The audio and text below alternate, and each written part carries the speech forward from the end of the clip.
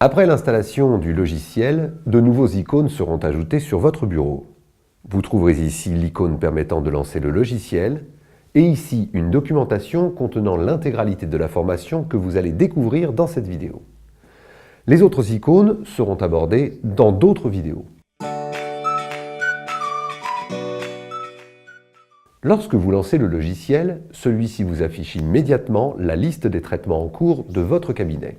Cliquez sur cette icône lorsqu'un nouveau patient se présente. Le logiciel crée une fiche vierge contenant 3 cadres à renseigner. Le premier concerne les informations administratives, le second, les informations liées à la prescription, et le troisième, les informations de facturation. Cliquons sur l'icône Carte Vitale pour renseigner toutes les informations administratives. Les différents bénéficiaires présents sur la carte vitale s'affichent. À vous de sélectionner le bon patient en double-cliquant dessus.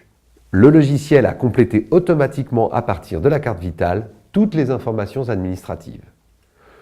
Nous pouvons, si nous le souhaitons, compléter ces informations en cliquant dans le cadre administratif. Rajoutons par exemple un numéro de téléphone et validons. Nous devons ensuite ajouter les informations liées à la prescription. En cliquant dans le cadre prescription, le logiciel affiche 3 nouveaux cadres. Dans le premier cadre intitulé Traitement, nous allons renseigner la zone appareillage pour facturer nos semelles. Sélectionnons le type de semelle que nous devons facturer, ici des pointures supérieures à 37. Dans le cadre prescription, nous devons renseigner 2 informations, la date d'émission de la prescription et le médecin prescripteur. Cliquons sur le petit calendrier pour renseigner la date et sélectionnons notre médecin en cliquant dans le cadre Médecin. Si votre médecin est déjà enregistré dans le logiciel, il suffit de cliquer dessus pour le sélectionner. S'il n'existe pas, vous pouvez le créer en cliquant sur « Ajouter un médecin à cette liste ».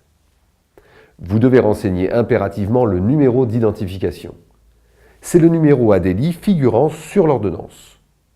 Si vous possédez le numéro RPPS, n'hésitez pas à le renseigner même si celui-ci est actuellement optionnel.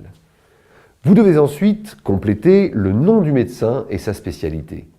Validez pour créer votre médecin. Celui-ci est enregistré et automatiquement affecté à votre ordonnance. Vous pouvez également scanner l'ordonnance du patient en cliquant sur cette icône. L'ordonnance scannée s'affiche. À vous de vérifier qu'elle est correcte, droite et lisible. Validez pour terminer. Vous voyez que l'ordonnance a été scannée et est consultable à tout moment en cliquant sur la petite loupe.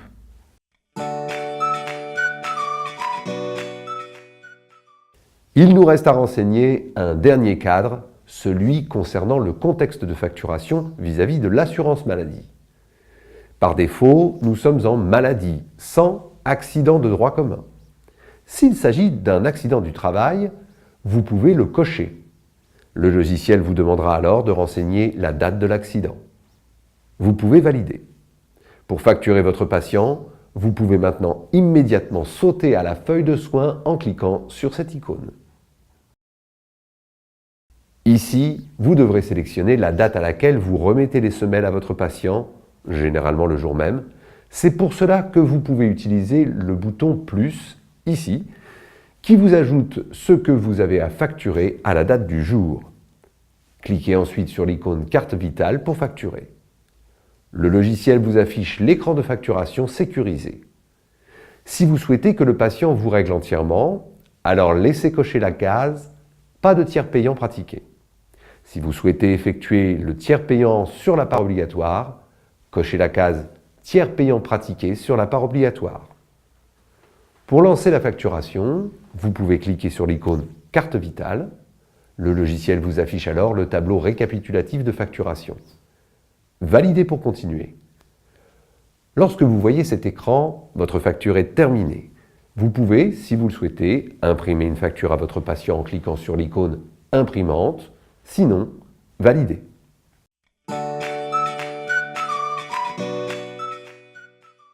Toutes les feuilles de soins que vous effectuez dans votre journée sont stockées dans la boîte d'envoi du logiciel. Vous pouvez envoyer toutes les feuilles en même temps en cliquant sur cette icône. Le logiciel enverra donc toutes vos feuilles de soins, toutes les ordonnances que vous avez scannées pour justifier vos facturations via le système SCORE, mais récupérera également sur votre boîte aux lettres tous les messages qu'ont pu vous laisser les caisses. Parmi ces messages, vous retrouverez des accusés de réception, des retours Noémie de paiement pour vous indiquer que vous êtes remboursé pour une feuille de soins, et éventuellement des Noémie de rejet dans le cas où vous auriez fait une erreur lors d'une facturation. À la fin de la procédure de télétransmission, vous verrez s'afficher le journal des télétransmissions. Il vous listera les différents messages que vous avez reçus des caisses. On peut voir ici que nous avons 2 paiements concernant 3 feuilles de soins. Pour retrouver une facture ou simplement consulter la totalité des feuilles de soins électroniques que vous avez effectuées, vous pouvez cliquer sur cette icône. Ce cahier des feuilles de soins électroniques vous permet de réimprimer facilement une facture à votre patient ou de supprimer une feuille de soins que vous auriez effectuée par erreur. Vous verrez également s'afficher ici des petits voyants à droite de vos feuilles de soins, indiquant que celles-ci sont encore en attente de paiement. Pour suivre le remboursement de vos feuilles de soins électroniques, vous pouvez cliquer ici pour ouvrir le cahier des retours Noémie. Vous trouverez ici la liste des remboursements effectués par les caisses.